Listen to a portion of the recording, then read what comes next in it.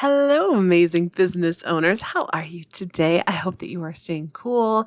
I know a lot of our state over here in Colorado is on fire. So I hope that you are evacuating or safe and that your family is safe. And oh my gosh, my heart just goes out to you. I keep watching all of these social updates. I hope that you're safe. Maybe I can provide a little bit of something else for you to focus on for a little bit, because today we are going to talk all about content pillars. What are you going to talk about when it comes to your business? And this applies for social, for email marketing, for your website. This is going to be kind of a foundation when it comes to marketing your business. And I'm going to take you through a whole bunch of examples, things to consider, and a process and questions to ask yourself when it comes to what the hell you want to talk about with your business. Because marketing your business is how you're going to get eyeballs on you, how you're going to have people realize, oh gosh, that's what she does. And then selling your business is how you're actually going to get them to book with you. They go hand in hand. So today we're going into marketing, and I can't wait for you to hear all of the suggestions, examples, and kind of how to choose all of this. Let's listen in. Hello there, gorgeous business owners. Welcome to Bold with Brooke, the podcast for creative business owners to learn the marketing and business skills they need to get more clients and design their lives on their terms so we can actually make a living doing what we love. Am I right? I am your host, Brooke Summer, and I'm an entrepreneur, educator, and champion of women, reminding them to embrace and step into their power. I'm bringing almost 20 years of business and marketing experience straight to you to help you get more clients and run a sustainable and successful business without burnout or overwhelm. Let's jump into today's topic. Hello, amazing, beautiful entrepreneurs and business owners. Welcome back to another episode of Bold with Brooke, the podcast and place to be if you want to actually make a living doing what you love. We are going to talk today about content. Now, let me tell you a little bit of the why behind this episode. I have planned, and I'm sure that you've heard it before if you're in my Facebook group. If you're not, why the heck not? Go to boldwithbrooke.com/community. If you're already in there, you've probably seen me talk about SEO summer. It is coming, okay? SEO summer is coming up, and I realized when I was writing these podcast episodes that there is a basic foundational understanding that you need to have when it comes to content types. And so I wanted to do a little bonus episode in there and talk about the content types so that you know exactly what you need to be writing about when it comes to SEO. You have this all nailed down because it goes across all marketing platforms for your business. That is why we have a little random episode. I'm not even going to call it random. It's a bonus episode before SEO summer actually starts. I wanted to take a moment to, first of all, thank you for showing up for this podcast, because not only are you showing up as a listener for me, and I take it so personally, and it's such a privilege to be a part of your life, a part of your business journey, but you're also showing up for yourself. And I wanted to point this out because I know that I have a lot of followers who also struggle with ADHD. I know I'm not alone here. And I wanted to point this out because there is so much information out there that says be consistent, be consistent, be consistent. And we know that. And we know that we're supposed to be consistent. And I know I say we need to be consistent because the reality is it just makes life a little easier, right? But when you are neurodivergent, it doesn't always work that way. And I know that I am not super consistent with podcast episodes. I do not have them ready to go every single week. And I should, and I want to, and my brain wants to do the thing, but then I get overwhelmed with things that I want to talk to you about. So I want to thank you for hanging in there, because just because something isn't consistent doesn't make it any less great. The information that I am giving you is free education. It is a ton of expertise learned over almost 20 years of business that I've had in my own background. And I want to make sure that I'm giving you the best information, even if it's not consistent. I want to also give you a moment to just take a deep breath and stop beating yourself up. if you're not being consistent with your own content. It is okay. Doesn't mean you're a failure. It doesn't mean you're bad at what you do. It just means that that is not a strength for you right now. You can change that if you want to, but if you don't want to, that's okay as well. So thank you for being here with me, with my podcast, with these episodes, week in, week out, when I take weeks breaks and you're like, where is Brooke? And you are still there with me when I come back. Thank you so much. SEO Summer starts August 7th-ish. It keeps getting moved back because there's more that I want to tell you before that, but I want to finish out the summer with some episodes that will be packed with a ton of information. This is going to be 4 to 6 weeks of SEO education on the podcast, paired with marketing skills and other things you need to know and more. Brooke's SEO Starter Pack. I'm really excited about this. I've put together templates and maps and things you need to know about SEO, and that will be available at boldwithbrooke.com/SEO. Now, I will let you know my website provider is having some unscheduled maintenance today,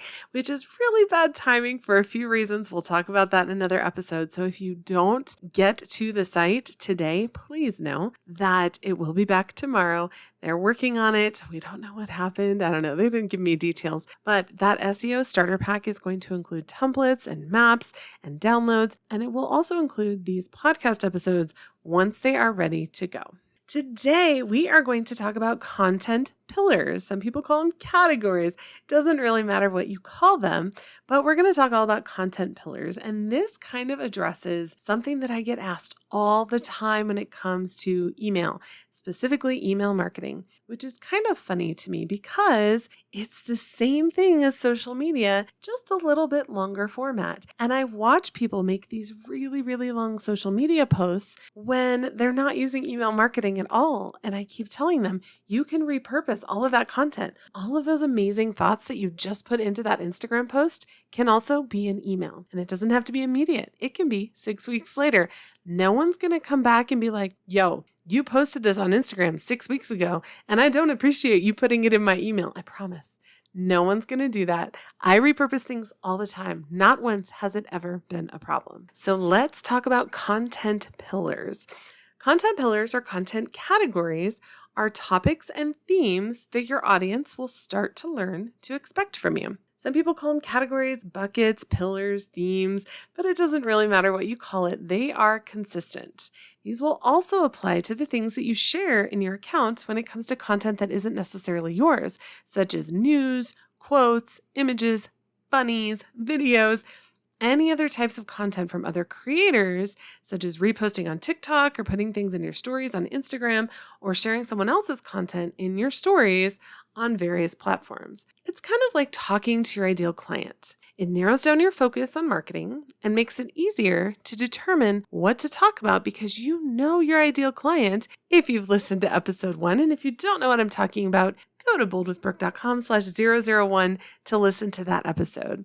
This narrows down so many opportunities that you have to talk about random things, and it makes it so much easier to know what to talk about, kind of like when you know who you're talking to with that ideal client. These content categories or content pillars are going to be consistent with your brand, but not necessarily about what you do. So for instance, if you are a photographer, it's not always going to be about your photos. And I'm going to walk you through a ton of different examples in a few. So stay tuned for that. We're going to talk about that at the end of this episode. Typically, these content pillars or categories will also align with your life in some way because that's usually how we build our businesses, right? There are so many different opportunities and it really depends on your brand. If you have a brand that looks at specific things, you might want to include those in one of your content pillars. For instance, if you have a brand that works with political leanings of any sort, that might be part of what you talk about. I know people say don't talk about those things, but maybe it's a part of your brand and that works well for you. There are a few different things to consider when you're thinking about these content pillars, and I wrote down 5 things that I want you to consider.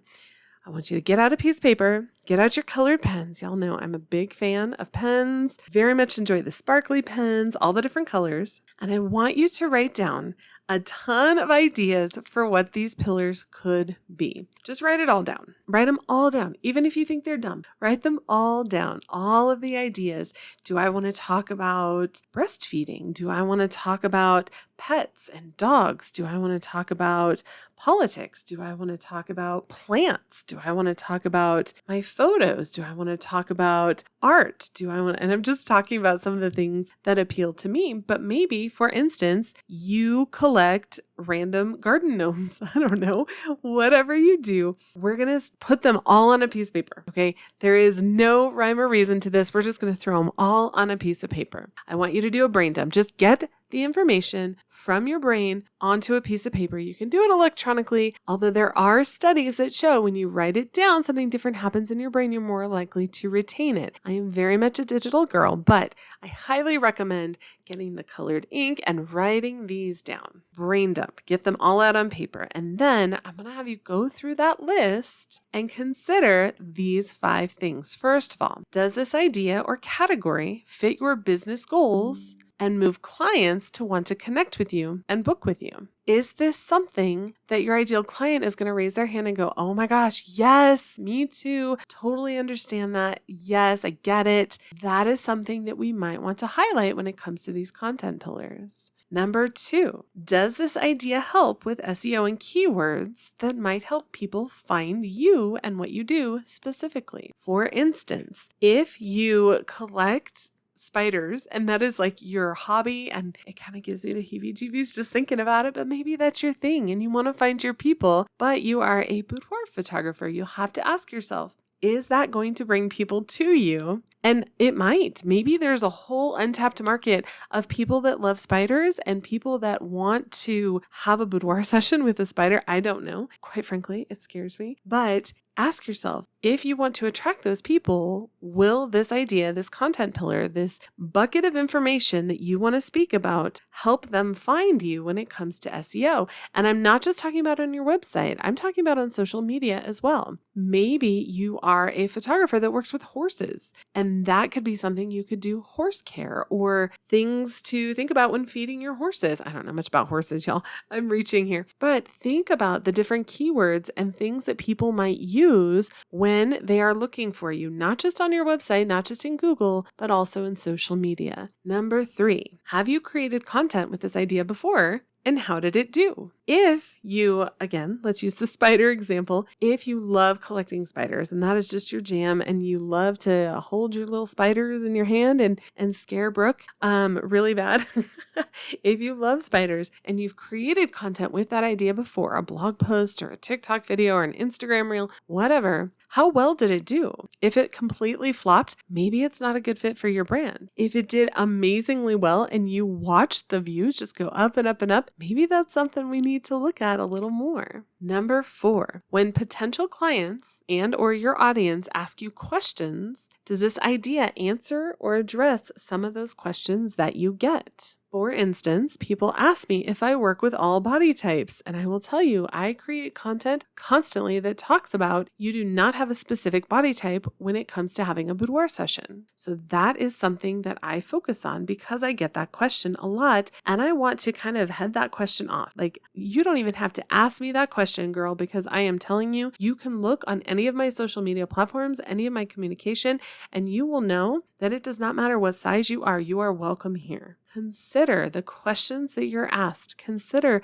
the things that people are concerned about, the fears that they share when it comes to hiring someone that does what you do. What can you address ahead of time that might be a content pillar or a category for you that has lots of different pieces to it that you can continue addressing over and over again in your content? And number 5, is this idea something that you actually enjoy talking about? Is it something that you're excited to discuss? I'll tell you guys, I had a coaching session today where I was being coached. So I was talking to my coach and she said, I went to your website and I noticed this, and this about your photos. And we just went on. Like, we were talking all about it. This is something I can talk about all day long. We were talking about inclusion and marketing and showing different body types and different skin colors and different ages. And I'm telling you, I can talk about it all day long because I enjoy it. It's something I'm passionate about and it's something that I'm excited to talk about. If you know that you should be talking about something, but you really, really, really hate it, your audience will feel that energy from you. Don't add something to your list simply because you think you should. One of my coaches always says, you're shoulding all over yourself, okay? We're not going to should ourselves, all right? If there is something that you think you should be talking about, but it drains you and you just hate it, and you're like, I really don't want to talk about that, it will show in your marketing. We all know that there are certain companies that have some kind of shady marketing practices. I'm not going to call them out here, but there are companies that we're like, really, really, did you have to go there? And yet there are people who sell for those companies that do amazingly well. And one thing I've noticed over and over and over again is that when those people are succeeding, it's because they are super passionate about what they're talking about. They love what they're selling and it shows. Is this something that you actually enjoy talking about? Something that you're excited to discuss, that you can keep talking about for 20 minutes, no stopping, without being told ahead of time, without preparing a speech? These ideas are going to be your content pillars. And we're going to have between 3 to 6 topics that your brand will consistently talk about and embody and amplify. And again, this really depends on your brand because not all boudoir photographers are going to have the same pillars. Not all newborn photographers are going to have the same pillars. Not all life coaches are going to have the same pillars. We're all going to have different things that really turn us on that we want to talk about because that will also affect who is attracted to us. So you really want to put some thought into this because this will also feed things that you want to talk about from not only a social media standpoint, but email marketing, SEO. It's kind of like your ideal client. Now we're going to have your ideal content, right? And this might change as well. I would highly encourage you to go through this list, go through this brain dump and redo it every year just to make sure your values are still the same. You change, you grow, and that's a beautiful thing. I think our culture is so quick to cancel someone that they can't apologize for a mistake and move on. We grow, we change. And I'm not saying some people shouldn't be canceled, okay? But I know that I am not the same person that I was 5 years ago. Thank God, right? Thank God we've grown. Thank God we've changed. Review these ideas every year. Make sure that they're still in alignment with your business because things change, we learn, we grow, and it's all about testing and tweaking and refining. All right, I promised you examples. I wrote down so many examples. Y'all, this is kind of my superpower. If you are stuck on this, I really want to encourage you to come into the Facebook group, the community at boldwithbrooke.com/community. Or if you're ready to just take the leap and have some accountability and help on a more personalized basis, and you're ready to join Bold Marketing Academy, that's available too. Here's your little nudge because you get 2 coaching calls every month that are group coaching calls, and I can walk you through all of this. All right. Not only do you get access to my courses, including SEO, which is coming up, but you also get those calls, which quite frankly, I think that's a huge value, like way beyond the cost of Bold Marketing Academy every single month. But I'm going to go through some examples and it might kind of spur something in your brain and you could be like, oh yeah, that's true. I do talk about that. I do feel really strongly about that. When Uncle George at the family Thanksgiving dinner says something and I'm like, oh no, here we go again. I got things to say about that. That might be something that will give you a little nudge to maybe add to your list in your brain dump that we were talking about earlier. All right.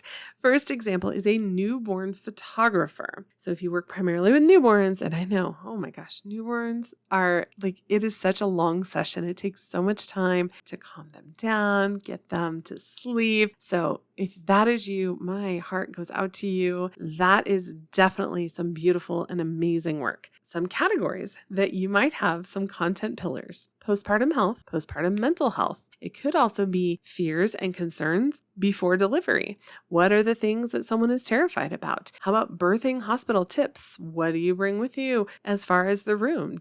Are you allowed to bring certain things into the hospital room? What are some rules that someone may not know about when it comes to having a hospital birth? Is someone having a home birth? Is that something that you want to specialize in? Is that something that you really want to focus on, is going to someone's house? How to clean up your house before your newborn photographer gets there? Things to consider. Do you have little things of dog hair in the corner of your house? Is that okay? Am I going to Photoshop that out? about mom mental health, parenthood, recipes, and food for postpartum and pregnancy and breastfeeding, what you can do to prepare food ahead of time before you actually give birth so that you don't have to constantly be worrying about cooking when you're trying to take care of this new little human. Your own journey as a parent, your own story when it comes to childbirth or other things related to parenthood. Photo help. How do you take an amazing photo of your little newborn when your photographer isn't there? There are so many different content pillars and things that we can add in when it comes to content. Also, you share more about you. Why should someone hire you? Why is it that when someone has this brand new, beautiful little bundle of baby that they are so in love with and they are so worried about and they never thought their heart could be that big, why is it that they want you to be in their house instead of someone else? You need to share more about yourself. Next example, a life coach who specializes in working with high-performing female C-suite professionals. You could have these as your pillars or content ideas, your own journey as a high-performing female CEO or C-suite, work fashion, how to wear super comfy clothes that still look fashionable, news on companies that are making a difference, especially if you're working with female CEOs. This might include things like childcare or laws that are being passed that would affect that. Balancing parenthood and high-stress work. How do you take care of stress? How do you take care of yourself in addition to being high-performing at your job? Relaxation, mental health, stress management, easy meals to take to work, especially if you need certain nutrients in your diet. How do you add in fitness with that? Maybe it's not even a matter of like fitness training type stuff, but how do you make time for that when you're a C-suite professional and you're constantly working? And again, you're going to notice a theme here as I keep going through this. Why would someone hire you as a life coach when they are a C-suite professional? They work really hard. They have limited time. Why would they pick you over someone else? The you category is going to be in all of these. I'm going to encourage you to really, really think about that. Next example, wedding photographer who specializes in elopements with hikes and dogs. I know for anyone who's not a photographer and you're listening to this, you're going to be like, really? That's a thing? Yes, I live in Colorado. I can assure you it's a thing. I have several friends that's all they do. And we are talking like 8-mile hikes at 6 a.m. Totally not my jam. I'm like, a mile? Yeah, I'm good. So some of your content pillars or content opportunities, ideas would be hiking. And this could be trails. This could be specific trails that you enjoy, fun locations, dog recipes, such as dog biscuits you can take with you, maybe a doggy birthday cake that you made for your dog, dog-friendly hikes, because not all hikes are dog-friendly. Found this out the hard way when I went to a national park and my dogs couldn't get out of the car.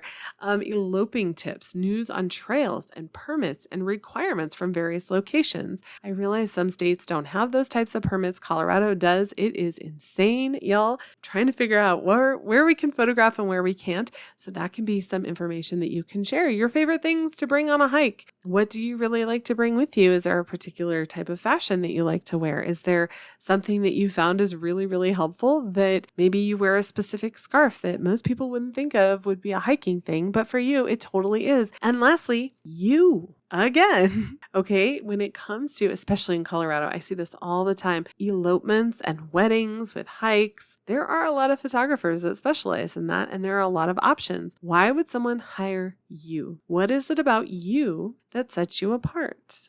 Next example. Personal branding photographer who works with small business owners. You could talk about your own content pillar. And I want to I'm going to break down an example in just a sec. I want to encourage you to think of this on a much broader scale. So one of the examples with the personal branding photographer that I wrote down is your own entrepreneurial journey, which you could really just sum up in like one blog post or one long form video. But I want to encourage you to break it up. Talk about, I didn't think that I could go to the pool on a Tuesday at 1:00 in the afternoon, but hey, guess what? I can. I didn't think I could do this. Think about the little things that are different for you as a business owner from when you were an employee, the things that are different that you can focus on and make various pieces of content about. What can you use your own photos for? So many people are like, I just need it for my business card. And I'm like, y'all should be putting this all over your website, all over your marketing. Like, what are you going to use your photos for? Yes, business card. Got it. But what else can those photos be used for? What does your business allow you to do? What does being in business for yourself look like? Behind the scenes help for when a photographer isn't there. Hi, I don't have a photographer photographer. I have an event today. Well, here's what you can do when you're in a pinch and you don't have a photographer. All right. Fashion. What do you want to wear when it comes to running your own business? Do you get to choose? Is one thing professional? Is one thing unprofessional? There are so many pieces of this.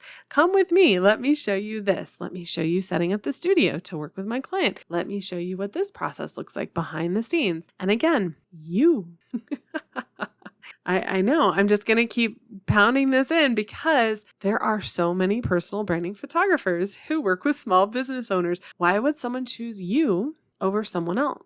What makes you special? Next example, chocolatier or wedding cake artist. I have a few of these friends and students as well. So here are some pillars or content ideas that you could consider. Ingredients, additives. Are there things that you try to avoid when you're baking? Are there things that you really, really like? Is there a brand that works better than the others? What are the different things that you like to use when it comes to ingredients? Do you like freeze-dried strawberries or fresh strawberries, and why? These are the little things that might sound really, really strange to those of us that don't bake, but if you are one of these people, you might want to talk about that because that's how people are going to find you. Do you have anything like gluten-free, dairy-free? Do you address dietary concerns or allergens? You could also talk about tools you love. What is it about this particular piping bag that you really love? Why does it matter? Why would a bride or someone that wants to hire you care? Why do they care? What are the trends that you're seeing right now? I know a while back there was an upside down wedding cake trend, and I was like, that's like a scary, scary thing waiting to happen. I don't know. I know it was pretty. I know. But to me, I'm like, it's going to fall. It's going to fall. What are the trends that you're seeing? What are the various things that you've watched kind of come and go? For instance, in my wedding, when we got married 13 years ago, holy moly, we had donuts instead of wedding cake because we just didn't love cake. And you can talk to the couples. Maybe cake is not your thing. Can I just make you a small, set of cupcakes for the grandma who really thinks you really should have a wedding cake at a wedding? That's a thing too. Just came across that recently. What are some industry news, things that are happening? What are some tips for clients? Can a client just leave their wedding cake out in the sun all day because it's going to be delivered at 10 a.m. for a 5 p.m. wedding? Probably not. Tell them why. Because you would think that it's common knowledge. Because in your industry, that's kind of a duh kind of moment, right? Like, you know what's up, but it's not common knowledge for everyone. And again, you, when it comes to someone crafting this wedding cake, and wedding cake is expensive, y'all, or even if it's not wedding cake, maybe you just do like birthday cakes. Why would someone hire you instead of going to Costco? I'm sure you know the reasons. These are things that you can be sharing. What is it about you that sets you apart? Next example is a makeup artist who works primarily with brides and wedding season. Some content pillars or content ideas for you. Oh my gosh, I'm starting to think this might be too long. I might have to cut it after the next one. What do you need to share? First of all, I would say products to watch. Are there certain ingredients that you should be looking at in your products? Is there something that you want to avoid? If you have trouble with acne, is there a particular ingredient that you can look at in your foundation or your products? And I'm makeup challenged, y'all. I do not know anything about this, but is there something that someone should avoid or look for to not flare their acne? What are the trends you're seeing? Are you seeing like big eyes right now? Are you seeing fake lashes? Are you seeing individual lashes or strip lashes? Are you seeing skincare tips? Skincare is so hot right now. It's so funny. My 9-year-old, 9 years old, y'all, is into skincare. This was back in the day that the only time I washed my face was in the shower, and even that was questionable. Okay. Skincare tips are so real. Those are things that you would know about. What happens if someone wants to get a wax before their wedding? How far in advance do they do that? What type of skincare do they need to consider before their wedding so that their makeup looks amazing? Wedding tips. You can always consider things like highlighting your favorite wedding professionals to work with. Are there coordinators that you love that refer you and you refer them? Can you highlight them on your website and give them those backlinks and maybe nudge them and be like, hey, can you maybe do that for me too? That'd be awesome. What can we do for each other? There are so many different things that you can share. And lastly, of course, the one, I hope you're all saying this along with me when I say this, is you. Again, makeup artists. You work with brides for their weddings. They have 9 bridesmaids and they need someone to do all 10 people when it comes to their wedding. So bride and 9 bridesmaids. Why would someone choose you over someone else? You need to start considering that. And these things might just be as simple as I have 3 kids at home under the age of 6. My makeup and my clients is my opportunity to get out of the house a little bit. And you might have a bride who's like, oh my gosh, I have a 2-year-old. I totally understand that. Consider sharing the things that make you you. Next example, I'm going to end it here because I have literally a whole list of these. I told you guys, this is my specialty when it comes to ideas for content and content pillars. I love to help with this. I am all over this and I would love to help you. If you ever get stuck on this, either join Bold Marketing Academy or join the community and I would love to help you. Next example is a massage therapist who welcomes all bodies and specializes in inclusivity for all people. So what are some content pillars and things that you can talk about? And it's so funny to me to watch people say, oh, I'm not an expert on that. I'm like, yes, you are. You know these things. I can ask you a question about it. You can talk about it all day. This is the type of content that you can be creating consistently or as consistently as you work, as we talked about earlier. So for the massage therapist, some ideas for pillars, content, things like that would be muscles and stretches that are easy to do at home, modifications for those stretches for different body types. Maybe someone is differently abled. Maybe someone is a larger body and they may not be able to bend over in that way. How can someone modify certain stretches if they see them on a YouTube channel and they're like, yeah, there's no way in hell that I can do that. How can they modify it to fit them? News regarding specific groups of people. So if you welcome all groups of people, including LGBTQ+, anything else, then maybe you want to share news about certain groups of people. Maybe there is a specific group of people that really have your heart and you want to share news about them. You could also share about body neutrality, body positivity. And yes, those are different things. And if you're like, Brooke, what the hell are you talking about? I promise you that people who know.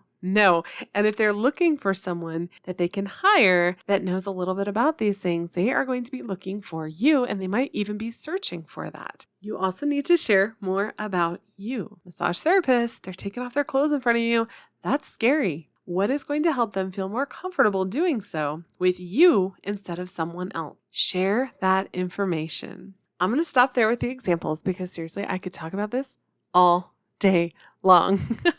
I can come up with content ideas and examples for most industries. I can come up with restaurants. Like every time I'm in a restaurant, I'm constantly thinking of what they could highlight that sets them apart. You'll notice that I added you onto the end of every example.